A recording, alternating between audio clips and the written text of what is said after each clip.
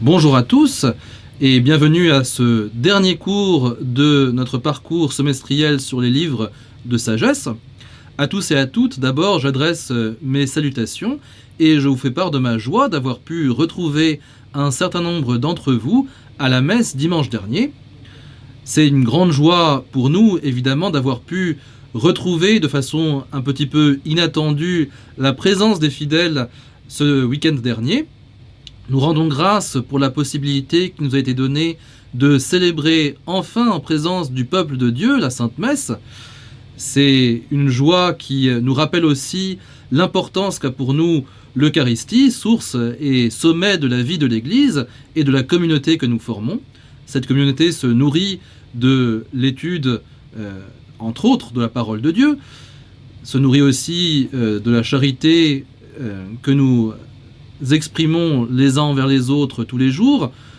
Cette vie de l'Église s'exprime de façon multiples et variées, mais ce qui en constitue évidemment le sommet, c'est le culte que nous rendons à Dieu. C'est d'ailleurs un thème important des livres de la sagesse que nous avons étudiés ensemble et qui est particulièrement présent dans le dernier d'entre eux, ce livre de la sagesse de Salomon, qui occupe la dernière partie de notre cours.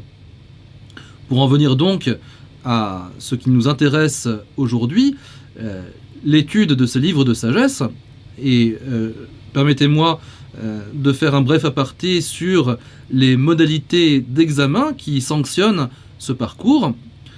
Comme je vous l'ai déjà dit, l'examen prendra la forme, en raison des circonstances, pour tous ceux qui le peuvent, d'un petit devoir que vous pourrez me rendre, qui fera entre 6 et 10 pages, si possible, sur un passage de l'un des livres que nous avons vus ensemble.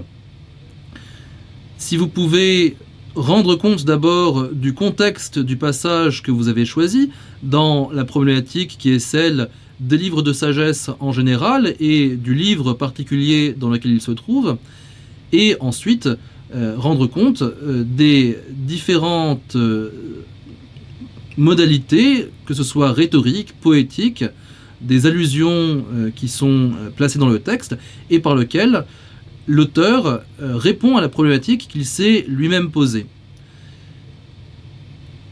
Si certains d'entre vous se trouvaient pour diverses raisons dans l'impossibilité de faire ce petit devoir et qu'ils voudraient choisir une autre modalité d'examen, ils pourront bien sûr m'en faire part par mail et nous trouverons ensemble la façon de vous faire passer un examen qui soit à la fois juste, bien sûr, et clément, compte tenu des circonstances que nous avons tous traversées.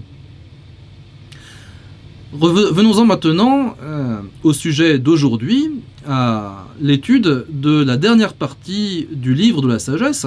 Nous avons vu précédemment la première partie du livre, qui consiste en une présentation apologétique du juste, dont on comprend qu'il coïncide avec le membre idéalisé de la communauté juive d'Alexandrie, qui est en but à la persécution des pécheurs, derrière lesquels on retrouve esquissé le portrait des autres communautés avec lesquelles les Juifs d'Alexandrie sont contraints de cohabiter dans cette grande métropole de l'Antiquité tardive. Ensuite, dans un deuxième temps, nous avons vu le grand éloge de la sagesse qui occupe les chapitres 7 à 9 du livre de la sagesse de Salomon.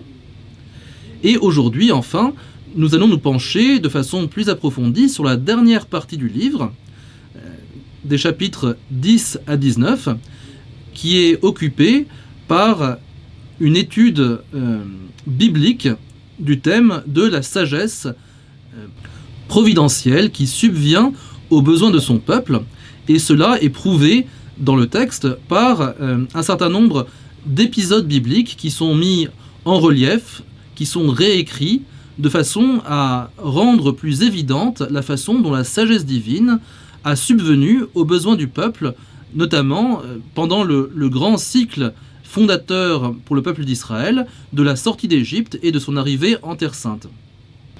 Cette troisième partie du livre de la sagesse est inaugurée par le chapitre 10 que nous avons vu ensemble rapidement la dernière fois. Le chapitre 10 déjà a présenté la façon dont la vie des patriarches était une mise en œuvre de la sagesse, mais ce n'était qu'une préparation du régime qui était celui que la providence divine avait prévu pour la vie du peuple d'Israël, qui était d'être sous la loi. Et c'est donc au moment de recevoir cette loi que l'auteur du livre de la sagesse va s'attacher à dépeindre les interactions du peuple d'Israël avec la sagesse, des interactions qui évidemment mettent en opposition ceux qui sont bénéficiaires de ce don de la loi et ceux qui n'en sont pas.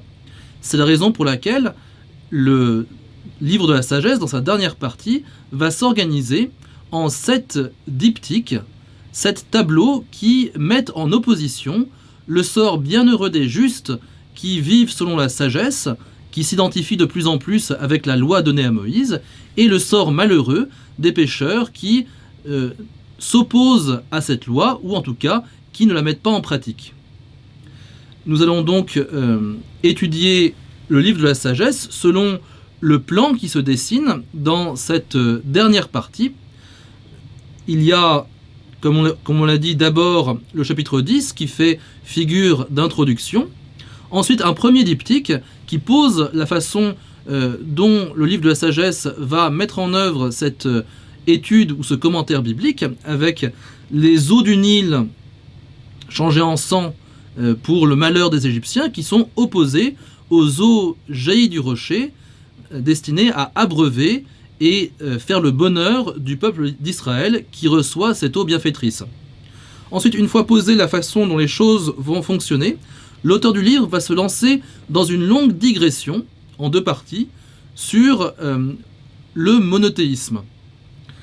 La première partie de cette digression est un exposé de la philanthropie de Dieu, c'est-à-dire la façon dont Dieu ne souhaite qu'une seule chose, c'est faire le bonheur de l'humanité, quelle qu'elle soit. La deuxième partie de cette digression est une polémique virulente contre l'idolâtrie que nous allons donc étudier un peu plus loin dans ce cours. Ensuite, une fois refermée cette digression, le propos de l'auteur reprend son chemin et 6 autres diptyques opposant chaque fois terme à terme le bonheur des justes et le malheur des impies vont être tirés du récit du Pentateuque, donc de l'Exode, des Nombres et du Deutéronome. On voit que cette troisième partie du livre de la sagesse constitue une sorte de miroir de la première partie qui déjà était consacrée à la mise en évidence de la façon dont la vie du juste, malgré des tribulations apparentes, est en réalité bénie par Dieu. Ce qui change entre la première partie, qui posait ce constat d'une façon générale, et la troisième, qui le fait à partir du matériau biblique, c'est la partie centrale consacrée à l'éloge de la sagesse. Donc on voit que pour passer de la première partie à la deuxième, il y a eu la sagesse. Et donc la sagesse dont on a fait l'éloge, on comprend qu'elle consiste dans cette loi elle-même, puisque la valeur ajoutée de la troisième partie par rapport à la première, c'est justement la lecture de la situation des justes par rapport à celle des injustes à la lumière de la loi. Nous allons donc étudier la façon dont l'auteur de la sagesse réécrit la loi pour illustrer son propos apologétique, mais tout d'abord constatons que l'utilisation de l'écriture par l'auteur du livre de la sagesse ne se limite pas uniquement au Pentateuque. Au contraire, c'est l'ensemble de la tradition écrite d'Israël qui est mise à profit, et en particulier la tradition des livres sapientiaux antérieurs. Par exemple, on peut comparer un passage de l'Ecclésiastique, donc du livre du Siracide, que nous avons déjà étudié. « Élevez la voix, chantez ensemble et bénissez le Seigneur en toutes ses œuvres, rapportez à son nom la grandeur, rendez-lui grâce par la louange, par le chant de vos lèvres et vos cithars, et vous direz pour rendre grâce, les œuvres du Seigneur sont toutes très bonnes, et chacun de ses ordres s'accomplira en son temps. Il n'y a pas à demander « qu'est-ce que ceci ? Pourquoi cela ?» Car toute chose vient à point en son temps. À sa parole, les eaux se sont figées. Par un mot de sa bouche, il a mis les eaux en réserve. Et donc nous voyons que le même passage sera repris par l'auteur de la sagesse dans sa relecture de la création du monde par Dieu avec sagesse, mais ce passage de l'Ecclésiastique, s'il est repris, est également problématisé dans la visée qui est celle apologétique de l'auteur de sagesse de mettre en parallèle les justes et les injustes. Comme ils étaient encore en plein deuil et gémissaient sur les tombes de leurs morts, il leur vint une autre idée absurde. Donc on parle des Égyptiens. Poursuivre comme des fugitifs ceux qu'ils avaient suppliés de partir. Une juste contrainte les poussait à cette extrémité, effaçant de leur mémoire les événements passés. Ils portaient ainsi à leur comble le châtiment par un supplice qui leur manquait encore. Tandis que ton peuple ferait l'expérience d'un voyage extraordinaire, cela trouverait une mort étrange. La création entière, dans sa propre nature, était remodelée au service de tes décrets, pour que tes enfants soient gardés sains et saufs. On vit la nuée recouvrir le camp de son ombre, on vit la terre sèche émerger là où il n'y avait que de l'eau. De la mer Rouge surgit un chemin sans obstacle, et des flots impétueux, une plaine verdoyante. C'est là que le peuple entier, protégé par ta main, traversa en contemplant des prodiges merveilleux. Ils étaient comme des chevaux dans un pré, ils bondissaient comme des agneaux, et chantaient ta louange, Seigneur, tu les avais délivrés.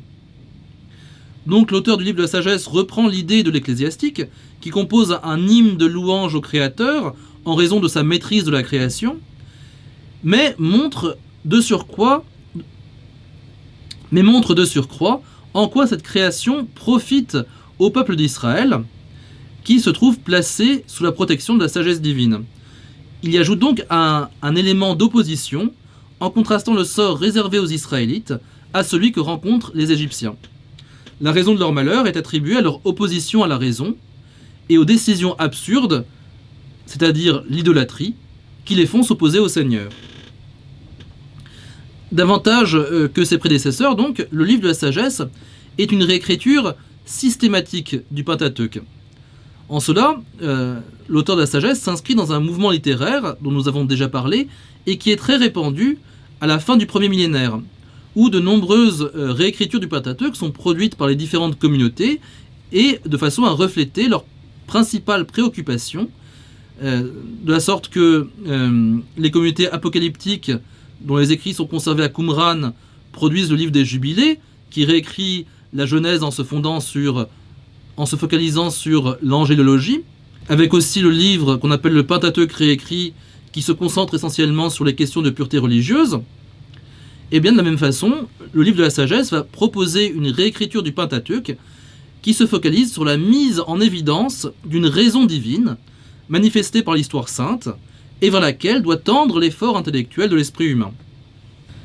Réécrire un texte, c'est manifester une volonté de fidélité à son contenu, tout en se le réappropriant et en manifestant aussi son applicabilité aux problématiques qui sont celles de la communauté actuelle.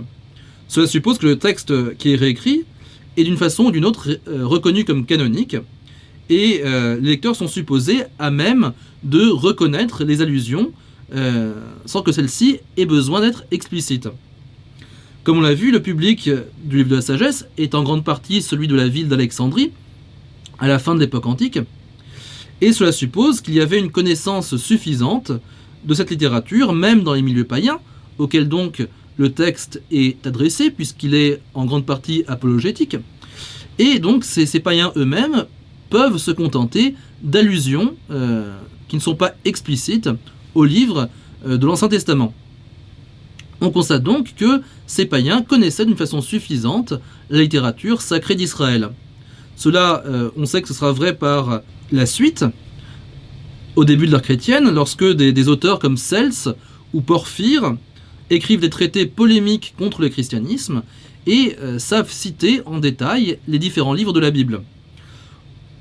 On peut donc estimer que la même chose valait aussi pour le 1er siècle avant Jésus-Christ, et que ce livre de la sagesse, qui réécrit l'Ancien Testament de façon à le rendre compréhensible dans la problématique étudiée pour un lecteur même extérieur à la communauté d'Israël, mais à plus forte raison, les Israélites eux-mêmes, les membres de la communauté juive d'Alexandrie, sont les destinataires privilégiés de ce texte qui leur permet de rendre compte à la lumière de la raison de leur propre tradition.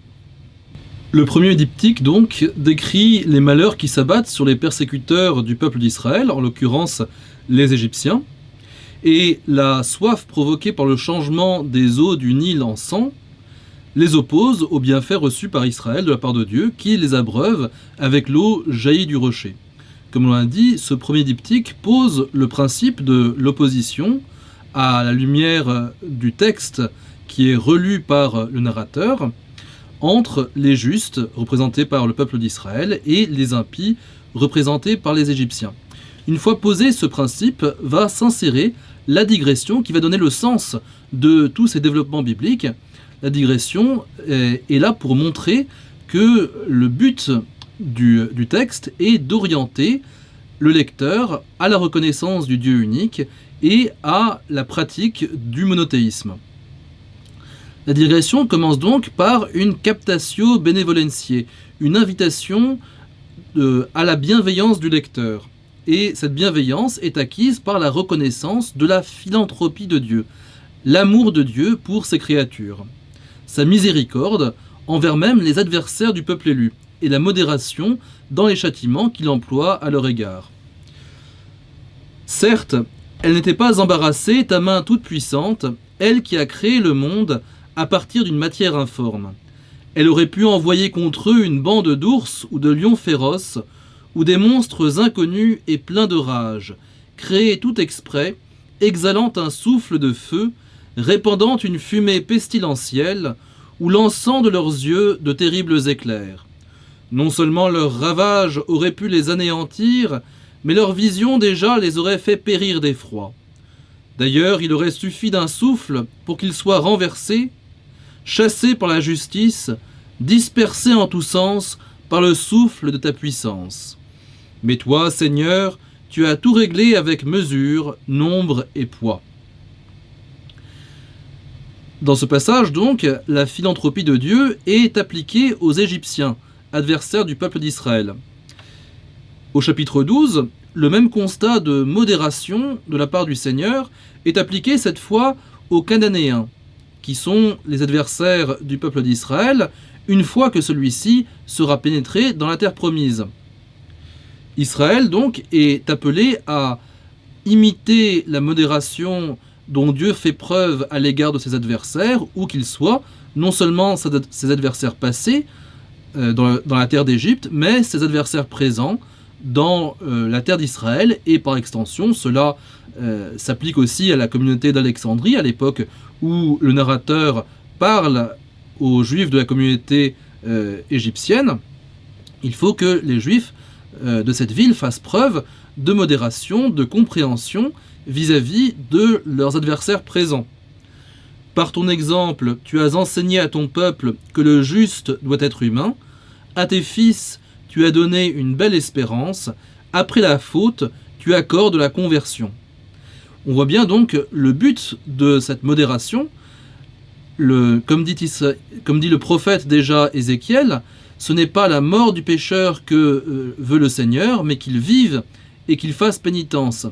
Si Dieu se montre modéré et bienveillant vis-à-vis de ses créatures, qui sont les êtres humains, adversaires du peuple d'Israël, eh bien, c'est pour que ceux-ci puissent vivre assez longtemps pour se convertir et rejoindre les rangs de ceux qui le reconnaissent.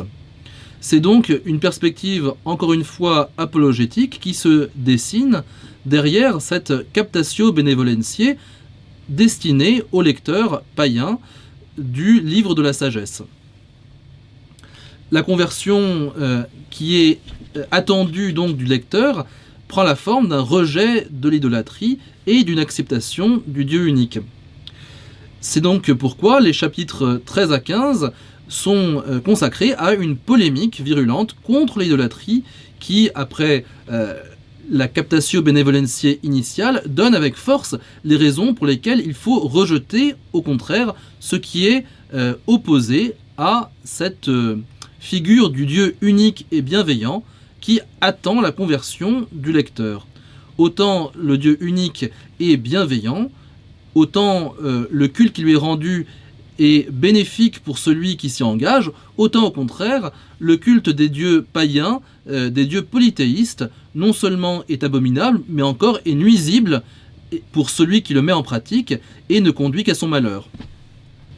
C'est donc pour cela que le narrateur du livre de la sagesse va commencer par une critique légère et encore bienveillante vis-à-vis des philosophes naturalistes qui, sans reconnaître le Dieu d'Israël, tout de même ont reconnu qu'il y avait une unicité du principe divin, et plus on va aller vers les adorateurs de dieux grossiers faits de bois et de marbre, de statues, eh bien plus la critique du narrateur va être sévère. Lorsqu'il parle des philosophes, il s'exprime ainsi. « Ces hommes ne méritent qu'un blâme léger, car c'est peut-être en cherchant Dieu et en voulant le trouver qu'ils se sont égarés. Plongés au milieu de ses œuvres, ils poursuivent leurs recherches et se laissent prendre aux apparences. Ce qui s'offre à leurs yeux est si beau. » Donc ce passage est destiné à gagner la sympathie de ceux qui épousent déjà les principes de la philosophie grecque.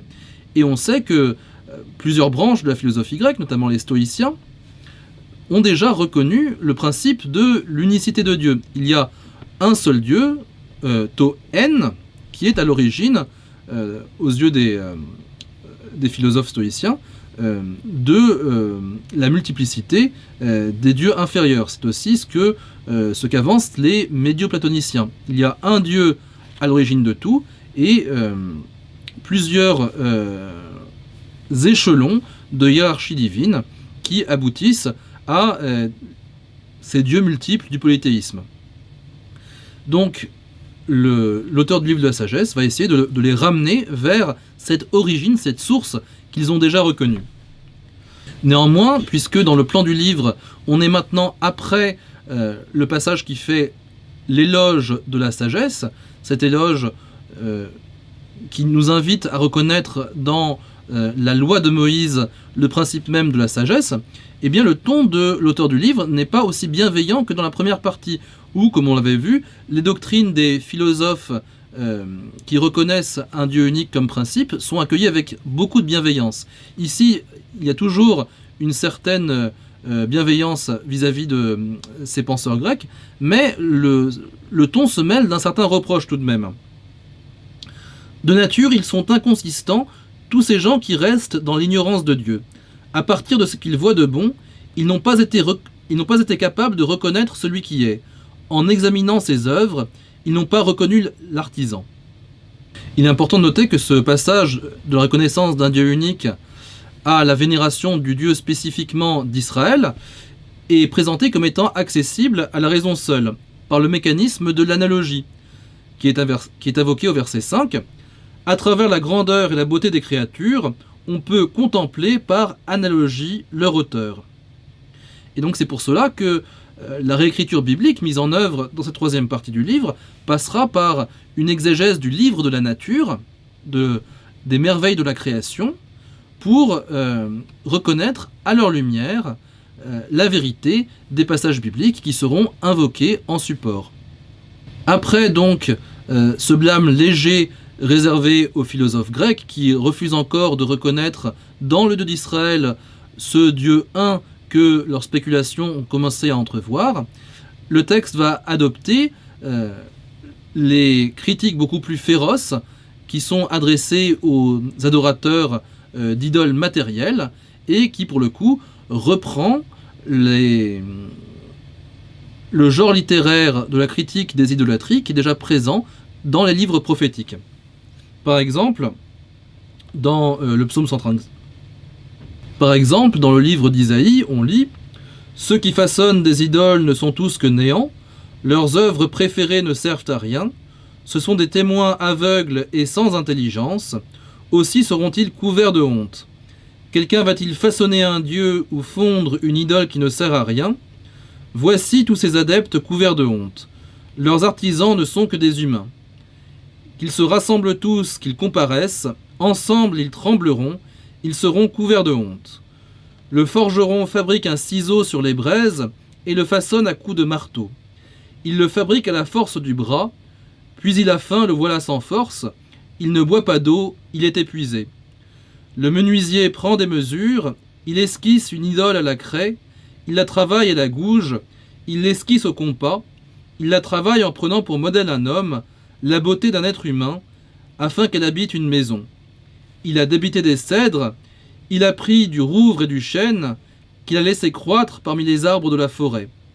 Il a planté un pin que la pluie fait grandir. Pour l'homme, c'est du bois à brûler, il le prend pour se chauffer, il le brûle aussi pour cuire son pain.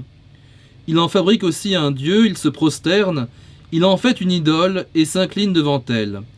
Il en brûle la moitié au feu, avec cette moitié, il fait rôtir la viande, la mange et se rassasie. Il se chauffe aussi et dit « Ah, je me chauffe et je vois la flamme ». Avec le reste, il fait un dieu, son idole, il s'incline et se prosterne devant elle, il l'implore, il dit « Délivre-moi car tu es mon Dieu ». Ils ne savent pas, ils ne discernent pas, leurs yeux sont empêchés de voir et leur cœur de réfléchir. Ce passage est déjà un développement d'autres critiques de l'idolâtrie plus ancienne, comme celle que l'on lit dans le psaume 135. Les idoles des païens, or et argent, une œuvre de main d'homme, elles ont une bouche et ne parlent pas, elles ont des yeux et ne voient pas. Elles ont des oreilles et n'entendent pas le moindre souffle en leur bouche. Comme elles seront ceux qui les firent, quiconque met en elles sa foi. Et l'auteur du livre de la sagesse réécrit donc ces passages hérités de la tradition lorsqu'il dit « Ainsi un bûcheron qui a scié un arbre facile à transporter, il en a raclé toute l'écorce selon les règles, et avec tout l'art qu'il convient, il a fabriqué un objet pour les besoins de la vie courante. Les chutes de son ouvrage, il les a fait brûler pour préparer sa nourriture, puis il s'est rassasié. Quant à la chute qui ne pouvait servir à rien, ce bout de bois tordu et plein de nœuds, il s'est mis à le tailler pour occuper ses loisirs, et, en amateur, il l'a sculpté.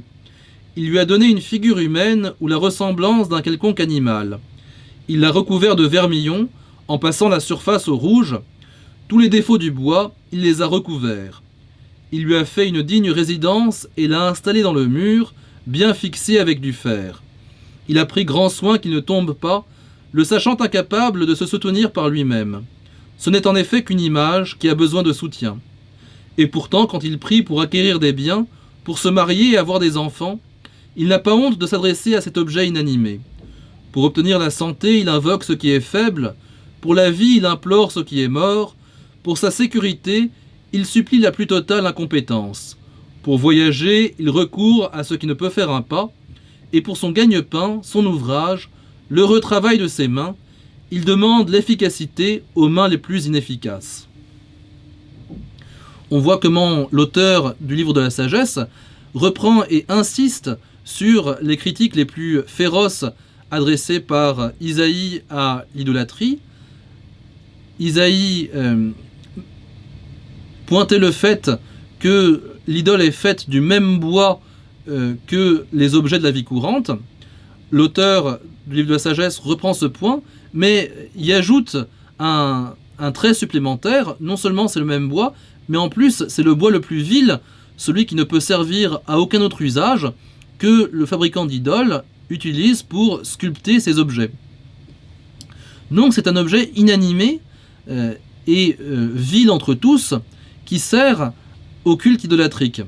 C'est là ce que dénonce évidemment avec force l'auteur du livre de la sagesse. Après cette digression sur l'idolâtrie, et avoir bien enfoncé le clou, l'auteur va reprendre la série de ces diptyques qui opposent les fils d'Israël au peuple des Égyptiens. Et l'on comprend que ce qui fait la différence entre les deux, c'est que le peuple des Égyptiens appartient à cette catégorie la plus méprisable des idolâtres, ceux qui se vouent au culte d'objets inanimés. Et on sait combien les images taillées étaient au centre du culte religieux des Égyptiens. La statue du dieu était au centre de la plupart des temples égyptiens, et les Égyptiens de fait pensaient réellement qu'une partie de l'essence du dieu habitait la statue. On a des descriptions de cérémonies d'inauguration de ces statues que les Égyptiens appelaient cérémonie d'ouverture de la bouche. en égyptien Wepet Ra, et pendant cette cérémonie, le prêtre faisait semblant d'ouvrir la bouche de la statue, et l'essence du dieu était censée entrer par cet orifice dans la statue et en prendre possession. C'est là évidemment une conception qui est tout à fait rejetée par l'auteur du livre de la sagesse. Par opposition, en centrant son exposé exégétique sur la réception de la loi par le peuple d'Israël, l'auteur du livre de la sagesse met bien en évidence le fait que c'est le monothéisme qui est le principe de l'identité du peuple d'Israël, de sa fortune, de son bonheur et de sa qualité de juste qui permet de l'opposer aux pécheurs et aux idolâtres des peuples qui l'entourent. À partir du début du chapitre 16, donc, l'auteur va reprendre la série de ces oppositions binaires entre les malheurs qui arrivent aux Égyptiens et les bonheurs qui arrivent aux justes représentés par le peuple d'Israël. Dans l'ordre, on aura les grenouilles qui affligent les Égyptiens pendant les plaies d'Égypte, opposées aux cailles qui nourrissent les Israélites dans le désert, les moustiques et les sauterelles, donc autre plaie d'Égypte, opposées aux serpents d'airain qui guérit les Israélites affligés de morsures de serpents dans le désert, la grêle opposée à la manne, la plaie des ténèbres qui est opposée à la colonne de lumière qui guide Israël, la mort des premiers-nés qui est opposée au salut d'Israël, et enfin la noyade dans la mer Rouge qui est opposée à la traversée de la mer Rouge à pied sec. Certaines de ces oppositions ne font que quelques lignes, d'autres sont développées pendant un chapitre entier, et celles qui font l'objet d'un traitement particulièrement développé sont écrites dans un style que dans la classification des rhéteurs grecs, on appelle le style asianiste, qui est un style, comme nous l'avons dit, pour l'éloge de la sagesse au milieu du livre, particulièrement recherché, fleuri, qui fait appel à un vocabulaire rare et à des images frappantes, ainsi qu'à des phrases plutôt longues, et qui s'opposent à la sécheresse du style attique, qui est le style d'Isocrate et des grands auteurs de l'Athènes classique.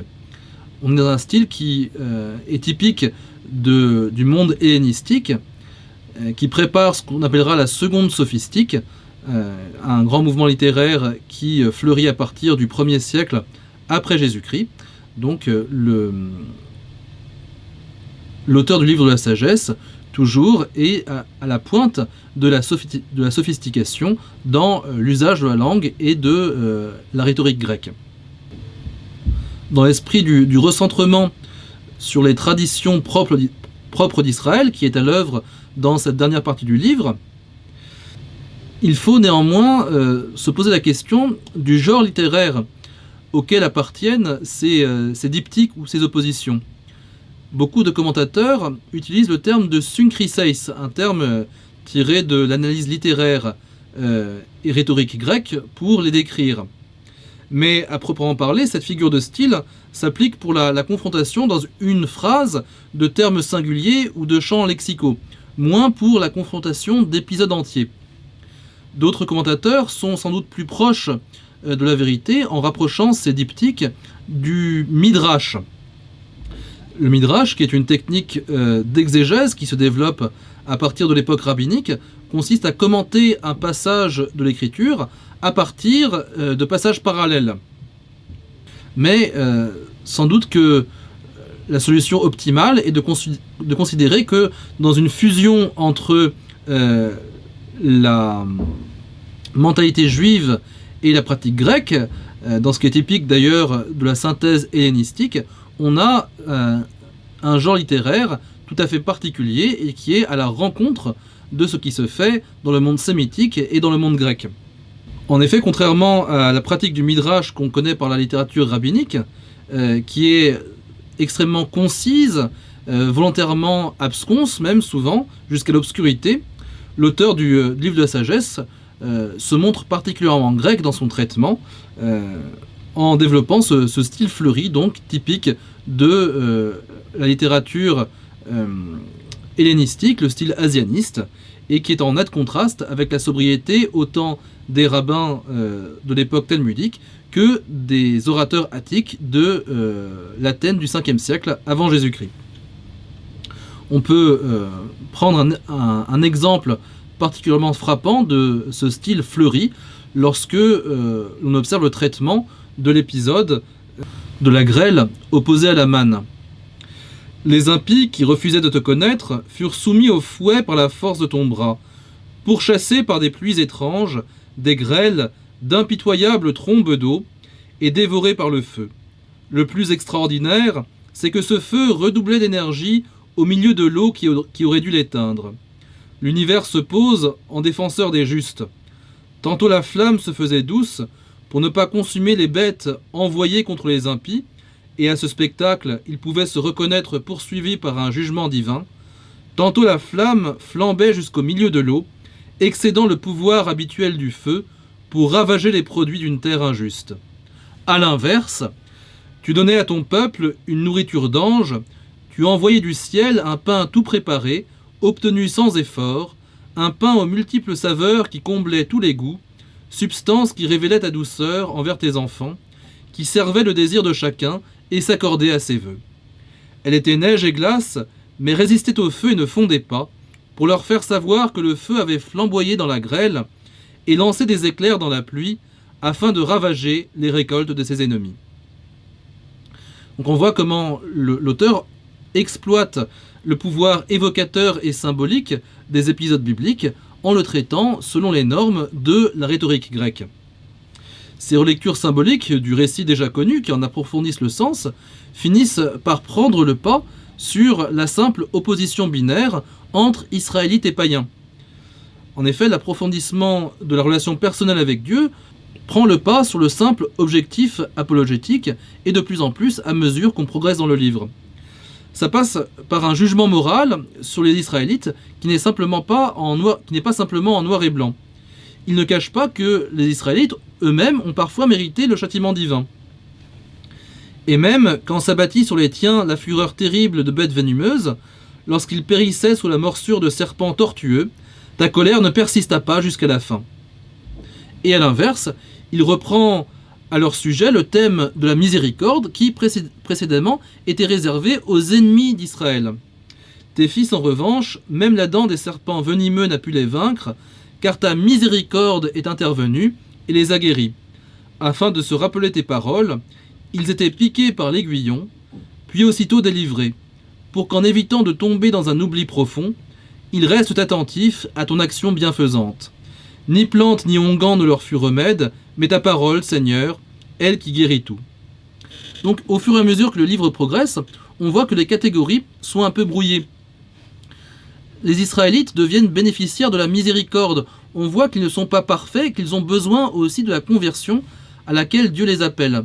Et on peut donc espérer que, par réciproque, les païens, eux aussi, acquièrent peu à peu des caractéristiques du peuple d'Israël, qu'ils soient intégrés progressivement dans ce peuple auquel Dieu a réservé tant de bienfaits. La fusion des limites, ou le brouillage des frontières entre Israël et les païens, est le but ultime de ces oppositions. Les oppositions ne sont pas faites pour rester telles quelles éternellement, mais pour mieux être surmontées. Et c'est ce qui se passe au fur et à mesure que le livre donc progresse vers sa fin. La conclusion du livre est très brève et résumée à un seul verset. Sagesse 19-22. Ainsi, Seigneur, en toutes choses, tu as donné à ton peuple grandeur et gloire, et tu n'as pas manqué, en tout temps et en tout lieu, d'être présent à ses côtés. L'auteur ne s'étend pas sur les conclusions à tirer de ces développements exégétiques, du point de vue de la problématique apologétique qu'il a posée dans la première partie du livre, mais c'est en quelque sorte cette exégèse elle-même qui est la conclusion du livre.